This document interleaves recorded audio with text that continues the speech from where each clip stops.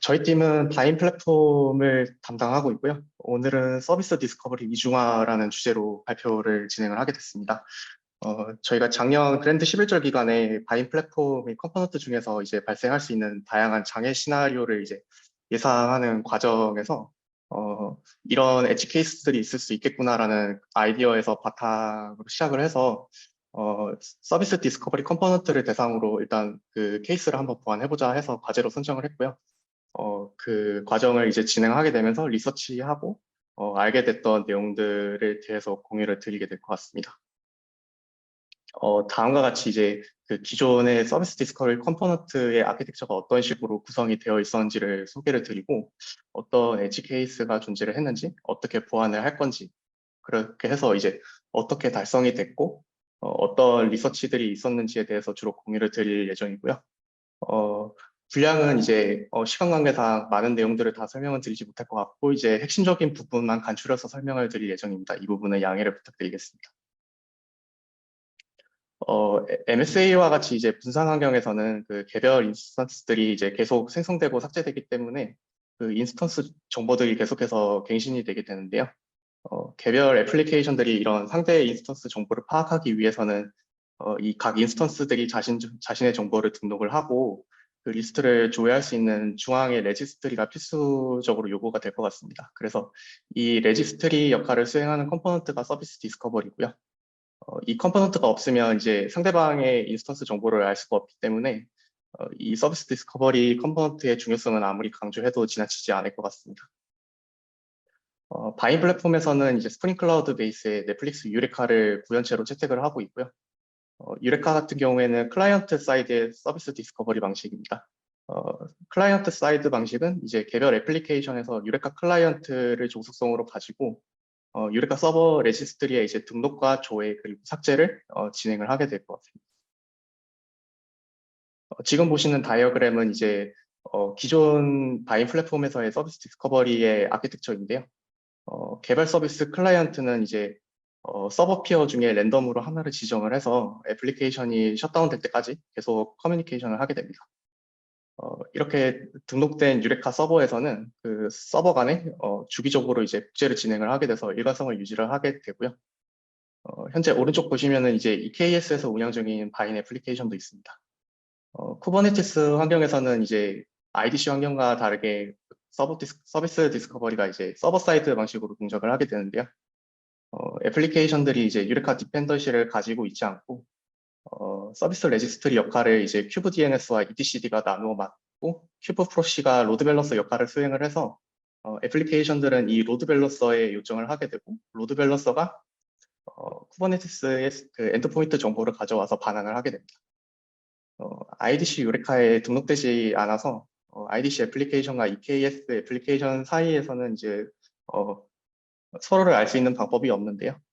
물론 이제 페인에서 그 EKS 클러스터 주소를 명시를 해서 호출을 할 수 있겠지만 그렇게 될 경우에 장소 투명성이 해쳐지기 때문에 저희 팀에서는 이제 이런 장소 투명성 해결과 그 다음에 IDC와의 그 서비스 디스커버리 통합을 위해서 자바 랭귀지 베이스의 쿠버네티스 오퍼레이터인 유레큐브 오퍼레이터를 개발을 해서 EKS 애플리케이션이 로드가 되었을 때 IDC 유레카 쪽으로 이제 REST API로 호출을 해서 서비스 디스커버리를 통합을 하고 있는 상황입니다. 유레카 서버가 이제 단일 인스턴스로 동작이 됐을 때 해당 인스턴스에 문제가 생기면 곧바로 이제 모든 서비스 클라이언트에 장애가 전파가 될 수 있습니다. 그런 경우에는 이제 싱글 포인트 오브 페일리어가 되기 때문에 이런 위험 방지를 위해서 현재는 여러 대의 인스턴스를 피어 구조로 가동을 시켜서 한 인스턴스가 죽어도 대체할 수 있는 인스턴스가 그 역할을 이제 대신해서 맡는 형태로 진행이 되고 있는데요. 그리고 추가적으로 유레큐브 오퍼레이터는 이제 자체적으로 스프링 클라우드 로드 밸런서를 활용해서 각 서버 피어를 라운드 로빈 형태로 호출을 하고 있어서 피어 중에 하나가 죽더라도 이제 다른 서버 피어로 리트라이를 진행을 하고 있습니다. 조금 극단적인 경우를 가정을 해봤는데요. 그 경우가 이제 IDC 대의 모든 서버 피어가 이제 죽었을 경우가 해당될 것 같습니다. 이렇게 됐을 경우에 이제 각 서비스 클라이언트는 쿼리한 인스턴스 정보를 로컬에서 캐시를 하기 때문에 어느 정도 시간은 벌 수 있을 것 같은데 처음에 말씀드렸던 것처럼 마이크로 서비스의 인스턴스 정보는 계속해서 동적으로 변하기 때문에 시간이 지나면 이런 정보들도 의미 없는 정보가 되기 때문에 장기적으로 봤을 때는 이게 전사장애로 이어질 가능성이 있다고 볼 수 있을 것 같습니다. 이렇게 되면 이제 혼돈의 카오스에 빠지게 되고 애플리케이션들은 서로를 호출할 수 있는 방법이 전혀 없게 되는데요. 어떻게 대처 가능할까요? 이때 여러 가지 생각을 해보면 일단은 재시작을 할 수 있는 방안이 일단 급한 대로 떠오르게 될 것 같은데 재시작을 해서 빠르게 원상태로 돌릴 수 있어야 될 것입니다. 근데 그게 말처럼 쉬운 일은 아닐 것 같아요. 예를 들어서 이제 오른쪽 그림 보시는 것처럼 그 유레카 서버가 위치한 그 VM 서버가 만약에 손상이 되어서 즉시 리스타트 할 수 없는 이런 극단적인 경우라면 더더욱이 그럴 것 같은데요. 이 경우에는 이제 다른 VM 서버를 구성하고 애플리케이션 컨피그를 일괄 수정한 다음에 재시작을 하는 그런 절차를 진행을 해야 될 것 같습니다. 그래서 진행했던 과제 목표는 이런 극단적인 상황에서도 다운타임을 최소화하는 방법을 도입하는 것이었는데요. 그렇기 때문에 다음과 같이 이제 구조를 변경을 하게 됐고요. IDC라는 그 영역을 하나의 AG라고 두고 저희가 지금 EKS에서도 바인을 운영을 하고 있습니다. 하이브리드 형태로 운영을 하고 있기 때문에 EKS라는 클러스터에 AG를 하나 더 추가를 해서 IDC와 EKS를 멀티 AG 구조로 이제 운영하는 방법으로 이제 변경을 하게 됐고요. 이를 달성하기 위해서 현재 이제 EKS 클러스터에 신규 유레카 서버 피어들이 3대가 추가가 돼 있고 IDC와 EKS 서버 피어 간의 인스턴스 정보가 복제되도록 구성이 되어 있는 상태입니다. 이렇게 되면 이제 IDC 내에 있는 모든 서버 피어가 죽더라도 IDC 애플리케이션은 EKS의 유레카 서버 인스턴스가 남아있기 때문에 참조점을 변경을 해서 중단 없이 바인 플랫폼이 유기적으로 동작될 수 있도록 할 수 있었고요. 저희가 EKS의 유레큐브 오퍼레이터가 IDC에 있는 유레카로 싱크를 맞춰주고 있다고 말씀을 드렸었는데 이 또한 마찬가지로 이제 동일한 에이지의 유레카 서버가 구성이 되어 있기 때문에 일단은 우선적으로는 EKS를 먼저 바라보도록 하고 만약에 EKS 서버에 있는 피어가 중단이 된다면 IDC로 참조점을 전환을 하게 됩니다. 이는 이제 네트워크 홉을 줄여서 통신 비용을 낮추기 위해서 이렇게 구성한 부분이 있습니다. 그리고 이런 구조로 변경이 되면서 각 서비스 애플리케이션에서는 프로퍼티 변경이 필요하게 됐는데요. 다음과 같이 이제 그 멀티 에이지에 관한 정보, 그 다음에 어떤 에이지를 먼저 우선적으로 바라볼 것인지에 대한 정보, 그 다음에 아래쪽에는 이제 트랜스포트 관련된 프로퍼티가 있는데 이 각각에 대한 프로퍼티가 왜 이렇게 변경이 되는지는 뒤에서 계속 이어서 설명을 드릴 예정입니다. 방금 보신 프로퍼티가 적용이 되면 이제 유레카 클라이언트는 내부적으로 다음과 같이 동작을 하게 되는데요. 컨피그 프로퍼티를 읽어와서 그 지정해 놓은 그 에이지 우선순위를 고려해서 보시는 것과 같이 랜덤하게 서버 피어를 하나의 리스트로 줄을 세우게 됩니다. 예를 들어서 이제 지금 보시는 프로퍼티 같은 경우에는 EKS를 먼저 바라보도록 하는 설정이기 때문에 EKS 1번과 2번 호기가 먼저 배치가 되게 되고 그 다음에 이제 IDC에 있는 인스턴스들이 배치가 되게 되는데 이때 이제 각 에이지에 있는 인스턴스 리스트들은 내부 로직에 의해서 랜덤하게 셔플된 상태로 제공이 되게 됩니다. 그리고 이 리스트는 이제 여러 가지 인스턴스들이 이제 실패됐다고 가정했을 때 내부적으로 리스트의 처음부터 서버 피어가 연결될 때까지 순차적으로 하나씩 시도해 가면서 리트라이를 하게 됩니다. 지금 보시는 코드가 이제 유레카 클라이언트가 서버와의 연결에 대해서 이제 리트라이 하는 로직에 관한 부분인데요. 앞에서 보셨던 리스트인 그 캔디데이트를 가지고 와서 순차적으로 이제 연결 시도를 하게 되고요. 실패한 인스턴스는 커런틴 셋이라는 셋 자료 구조가 있습니다. 이 변수에 이제 추가를 하게 되는데요. 이터레이션이 돌아가면서 이 캔디데이트를 계산을 할 때 커런틴 셋의 인스턴스를 제외시키고 나머지 인스턴스에 대해서 리트라이를 하는 형태로 동작을 하게 됩니다. 그 캔디데이트를 계산하는 방법을 조금 더 자세하게 들여다보면요. 이 부분이 이제 하나의 에이지에 있는 모든 인스턴스가 실패했을 때 다른 존으로 페일오버가 되는 아주 중요한 코드입니다. 보시면은 첫 번째 빨간 사각형 한번 보시면 스레시홀드라는 변수가 있는데요. 이 스레시홀드는 이제 말 그대로 전체 서버 리스트에서 특정 임계치를 설정하는 값인데 그 비율 이상 이제 접속이 안 되면 나머지도 안 될 것으로 예상을 하고 커런틴 셋을 이제 클리어시키는 형태로 동작이 되고 있습니다. 이 변수가 되게 중요한 부분인데 이 이유가 상황에 맞게 그 값을 조절해야지 목표로 하는 존 페일오버가 이제 정상적으로 수행이 되기 때문입니다. 그 상세한 부분은 이제 뒤에 케이스 스터디에서 소개를 드리도록 하겠습니다. 앞에서 보여드렸던 캔디데이트 개선 방식에 의해서 이제 서비스 클라이언트는 특정 서버와만 이제 통신이 이제 스티킹 될 수가 있습니다. 이런 문제를 방지하기 위해서 유레카 클라이언트는 하나의 세션을 수립을 하게 되고요.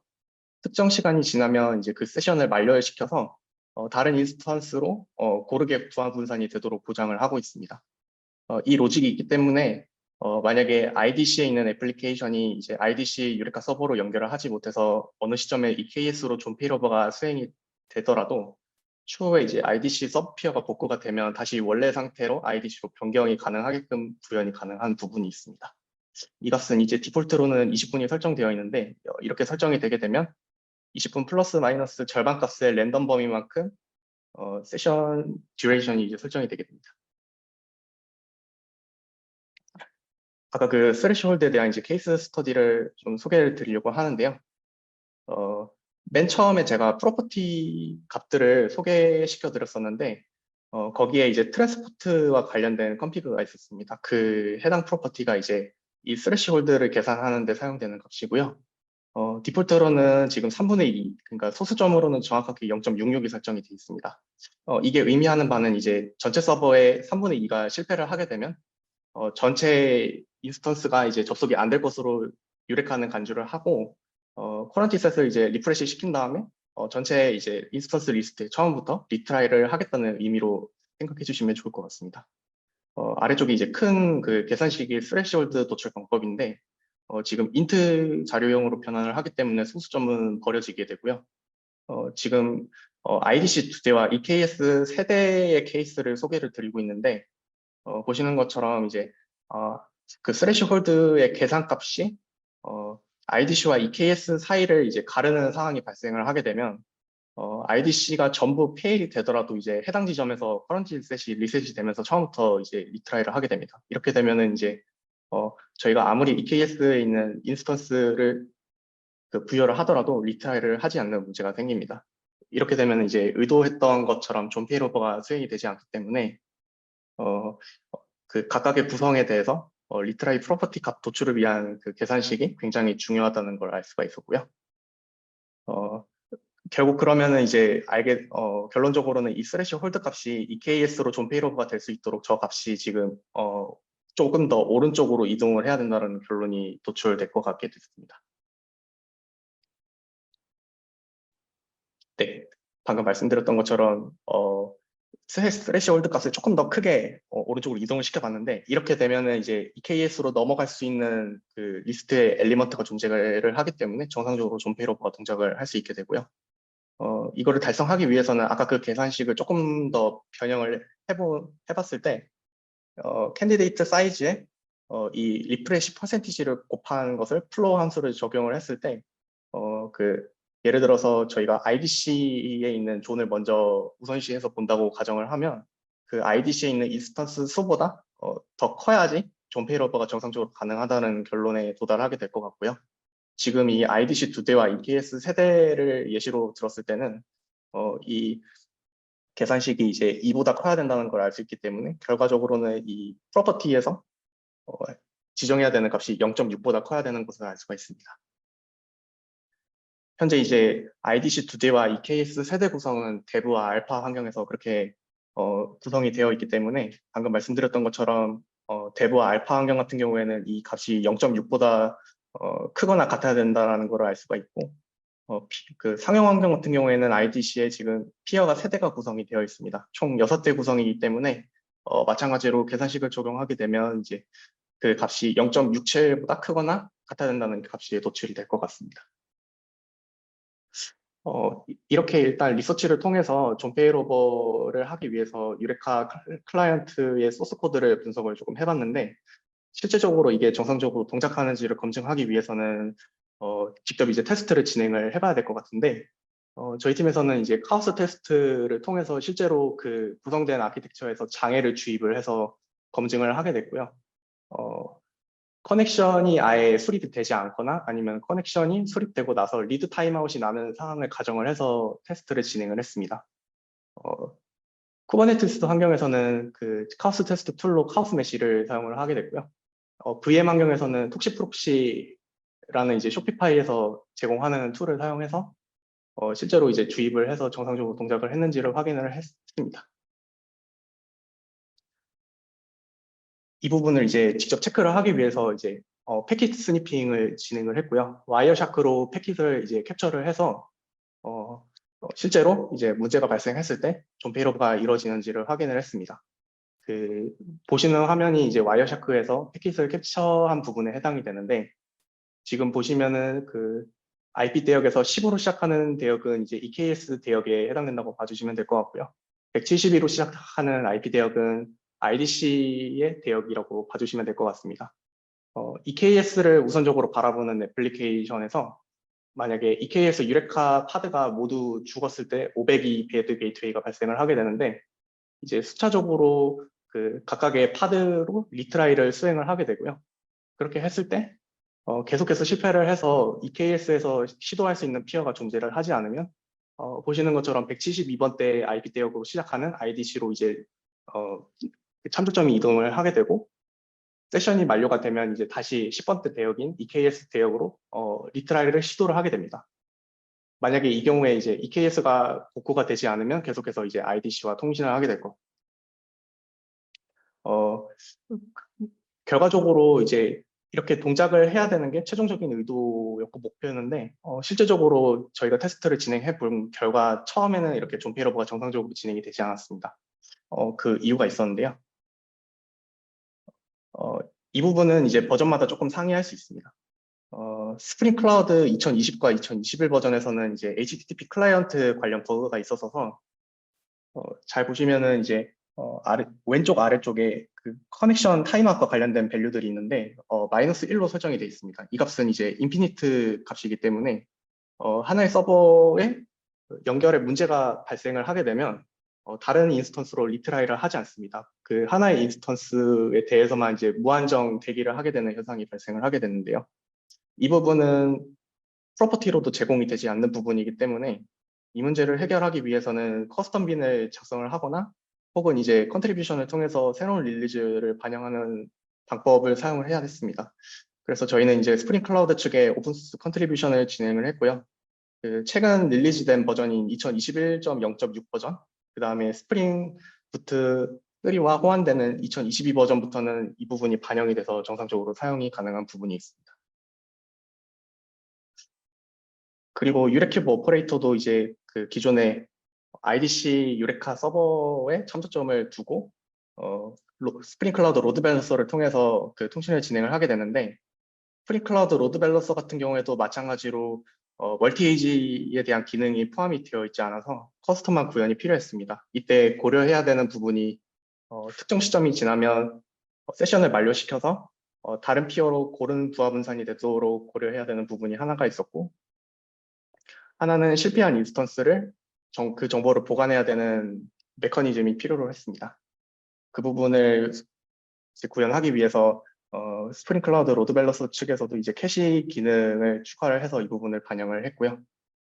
마찬가지로 이제 이렇게 함으로써 이렇게 뭐 오퍼레이터도 EKS 유레카를 먼저 바라보게 되고, 동작하지 않으면 IDC에 있는 유레카 서버로 참조점이 전환될 수 있도록 구현을 할 수 있었습니다.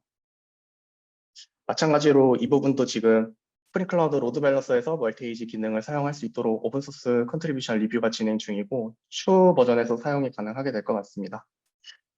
이렇게 해서 존 페이로버가 구현이 지금 된 상태인데요. 현재는 이제 지속적으로 개별팀에 이 부분이 적용될 수 있도록 마이그레이션 가이드를 해드리고 있고요. 현재 이제 넷플릭스 유레카에서 스프링 클라우드 쪽으로 넘어오면서 HTTP 그 클라이언트 구현체로는 이제 아파치 HTTP 클라이언트를 사용을 하고 있는데, 스프링 클라우드가 아닌 그 구버전의 넷플릭스 유레카에서는 저지 클라이언트를 사용하고 있습니다. 그래서 이제 그 일부 애플리케이션 중에서는 이 저지 클라이언트를 사용하는 경우에 그 스프링 클라우드에서 이제 디폴트로 맞추고 있는 그 REST 템플릿과 아파치 HTTP 클라이언트를 사용하지 못하는 이슈가 있는데, 이 부분 같은 경우에는 이제 저희가 이제 개별 디펜더시 추가를 안내드리고 있으면서 문제를 해결하고 있고요. 그리고 지금 아까 말씀드렸던 그 오픈소스 컨트리뷰션의 반영 결과로서 지금 타임아웃에 대한 값을 커스텀하게 구현을 할 수 있기 때문에 이 부분을 프로퍼티로 현재 지정이 가능한 상태고, 어, 일부 애플리케이션들은 이제 바인 라이브러리 3.5.1 버전을 적용을 해주시면 커스텀 빈 구현이 지금 들어가 있기 때문에 무한하게 타임아웃이 되는 이슈들을 지금 해결을 할 수 있는 부분이 있습니다. 네, 지금까지 이제 서비스 디스커버리 컴포넌트를 조금 더 어떻게 안정화할 수 있게 했는지에 관련된 내용들에 대해서 설명을 드렸습니다. 네, 지금까지 경청해 주셔서 감사합니다.